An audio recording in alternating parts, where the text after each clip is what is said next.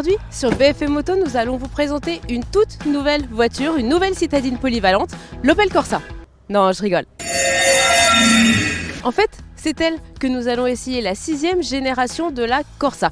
37 ans et 13,7 millions d'exemplaires séparent ces deux voitures et surtout, avec elle, Opel veut aller à contre-courant de la tendance très à la mode des petits SUV urbains.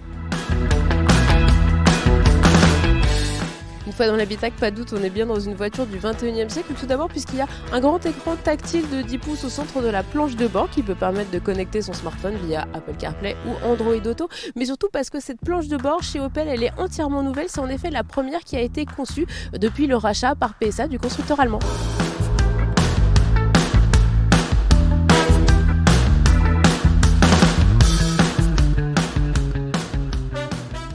Si Opel fait désormais partie du groupe français PSA, la marque allemande revendique une germanité retrouvée, germanité qu'il avait un petit peu perdue sous le joug de l'américain General Motors. Et alors cette germanité, elle est censée s'exprimer dans le cahier des charges, notamment de la conduite de cette nouvelle Opel Corsa. Alors au volant c'est plutôt réussi, ça donne une voiture assez ferme, notamment comme sur notre version GS Line quand on la passe en mode sport, où là on a vraiment une voiture plutôt typée conduite pour se faire plaisir, même si on l'utilise en ville. Et alors il y a un petit truc qui moi me fait vraiment très frissonner, c'est en fait quand on passe ce mode sport, on entend beaucoup plus le ronronnement du moteur et ça fait plaisir dans le monde aseptisé, très silencieux des petites citadines.